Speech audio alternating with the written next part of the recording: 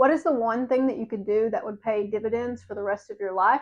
You could do it every day or a couple times a week. It's mostly free and it's accessible to most people anywhere that you're at. Even in a prison, you can do it. It's exercise. I know that you guys don't want to hear this, but I try to move every day if I can. I have implemented a couple strategies that I use to make sure that I get enough movement. I have tried different types of things, and I do have a gym membership, but I find that that is not my favorite type of exercise.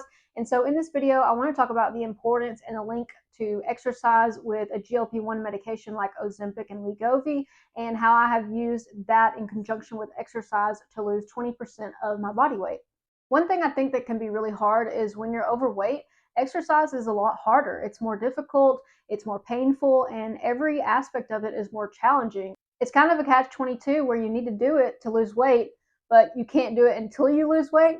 And so I feel like simple things like walking my dogs is a huge one for me. We go to the park, we do a couple laps, and I always try to make sure that I'm doing something that I enjoy.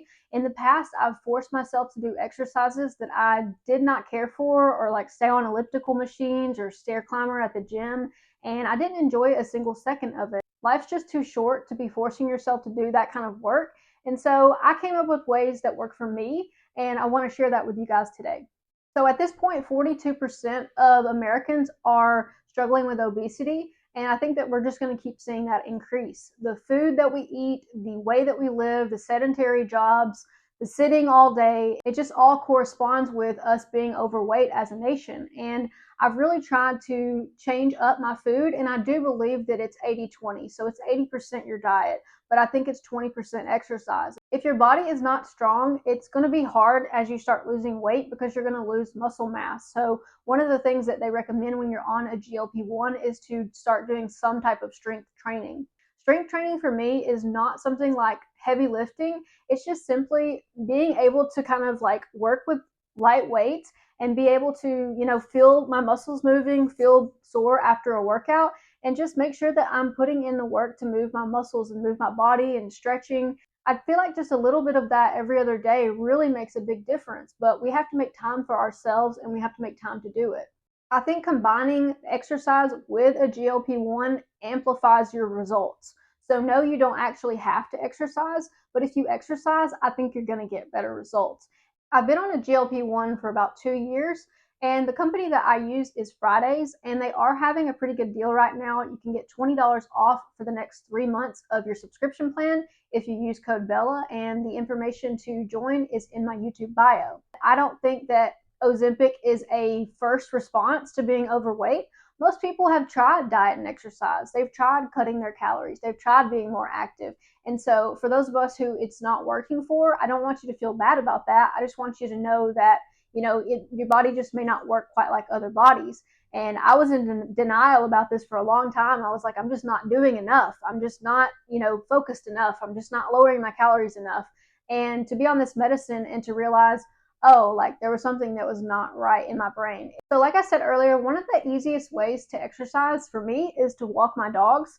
I know they love it, and it makes me happy. It makes them happy. It boosts my mood and boosts my metabolism. And it's just something that I feel like, it's easy. Like it's not something that I have to think about. It's something that I can incorporate into my week, and I can feel like I accomplished something. We get out of the house, we get natural sunlight, we get vitamin D, and it's just a really easy way for me to exercise. We also go on hikes occasionally, and we like to go to different like nature trails and just kind of walk around and explore. And so I feel like the outdoorsy side of me really is shining through when it comes to exercise. I don't love being at the gym. I will walk on the treadmill during the colder months because, let's face it, I don't want to go outside in December. As it stands, I do prefer like an outdoorsy type of exercise. One of the things I did yesterday was I just worked in my yard for like 3 or 4 hours. I was cutting rose bushes back. I was cutting my limelights. I was getting rid of things in my garden that were dead, and I had to move a bunch of wood and use a wheelbarrow. And it was just all a lot of physical activity, and I found myself getting lost in it. I don't find myself getting lost at the gym. Like that just feels like I'm waiting for it to be over. So I feel like when you find something that does work and something that you enjoy, you can definitely be a lot more consistent with exercise. Another thing that I think helps me with my cardiovascular health and just helps me in general with my mood is going in the sauna. I usually go in the sauna for about 15 to 20 minutes at the YMCA. The sauna really makes me sweat and it just feels good. So that's another thing that I do to get my heart rate up. You know, when they say you're going to turn into your mother? Well, for me, that's cleaning. She cleans so much during my childhood, and now I'm that person who's frantically cleaning their house all the time. Like, my house has to be clean. I don't know how to explain it to you, but one of the ways that I guess get cardio and get exercise is through cleaning, through vacuuming, through mopping. I'll be like on my hands and knees scrubbing the floor if I see a little spot on it. And so just finding ways like that to be active, making sure that like I'm taking care of myself, but it also feels like it's a two birds one stone kind of thing, because like say I feel like I need to dust or like get cobwebs out of the corners. All of that is like movement. So I'm moving my arms, I'm moving my muscles, I'm moving my back. If I'm mopping, I'm scrubbing the floor. And so I think that we sometimes negate the like effectiveness of those little things, but just finding ways to be active and getting up during the day. As you guys can see now, I'm sitting and I sit for a lot of my job. And so one thing I've tried to do is to just remind myself to get up and walk around at least once every hour. And that way I'm not completely sedentary in my work. We also play Just Dance, which is really fun. And I like to do YouTube workouts. And recently I've been doing workouts on the Sesh app. If you're a Fridays patient, you'll have access to the Sesh app, and it is amazing for just kind of going through a workout. You don't have to plan anything. Everything's done for you. It tells you exactly how to do the exercise. And so it just makes it a little bit easier to kind of get started, especially if you don't come from a background of lifting weights or anything like that, or body weight exercises. I feel like that app really helps me sometimes when I don't quite know what to do. When it comes to a step goal, I feel like this sometimes hurts me because I get frustrated that I didn't meet it.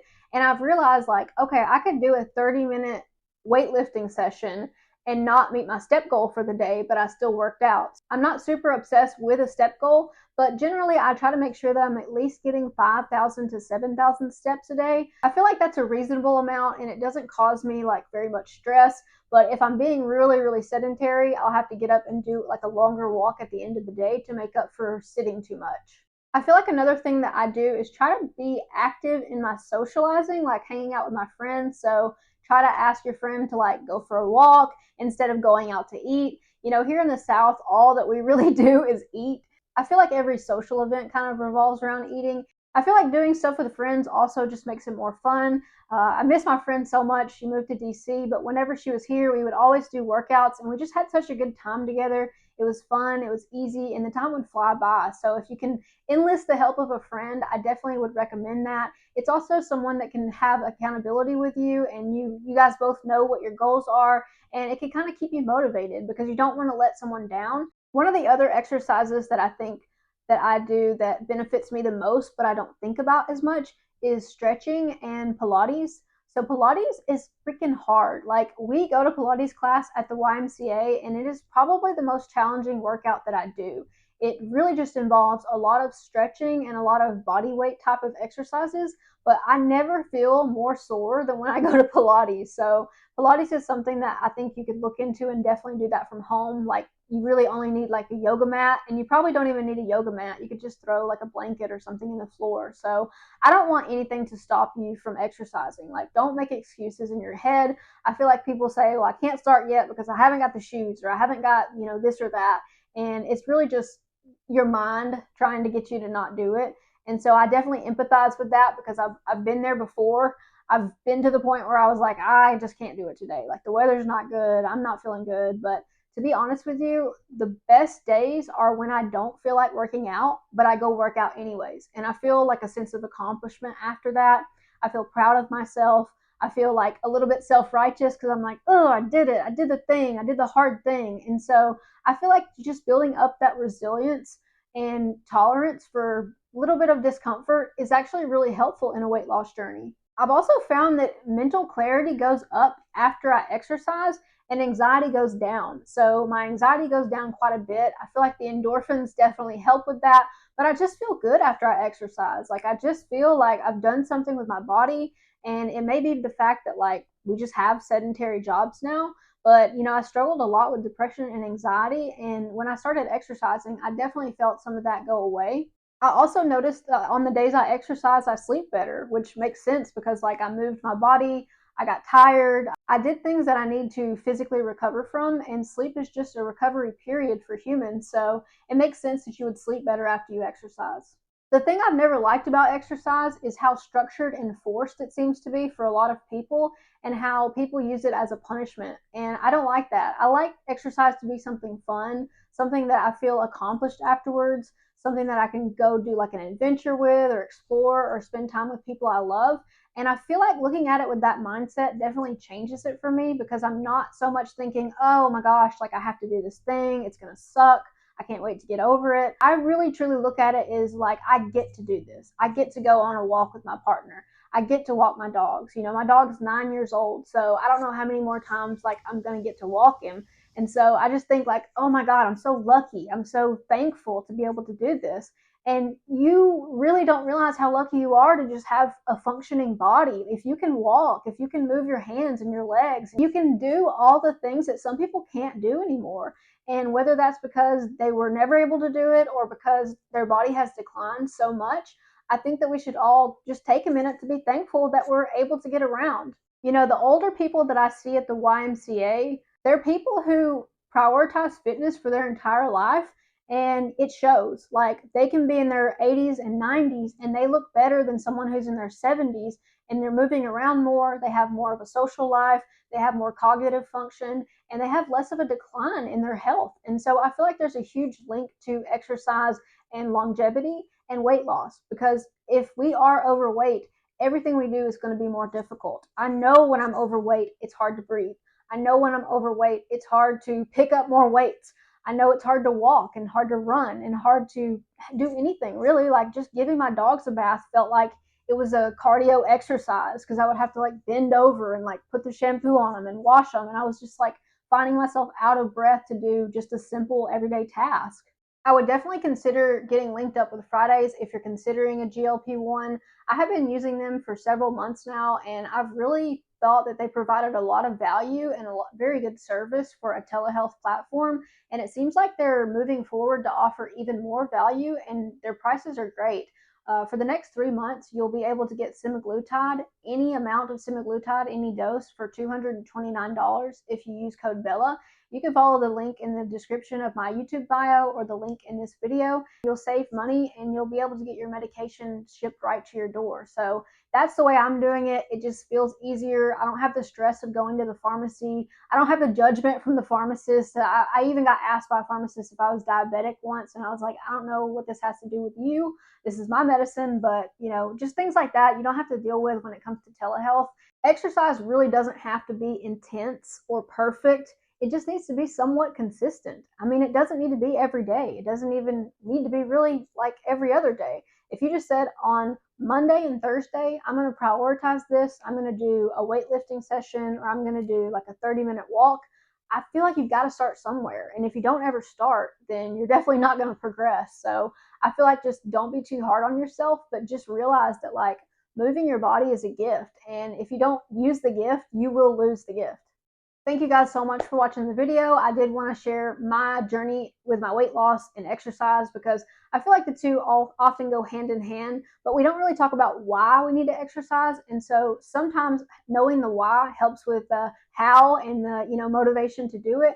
And so I hope that this video helped you guys in some way. If it did, please give it a thumbs up and consider subscribing to the channel for more updates. Thank you guys so much, and I will catch you in the next one. Take care.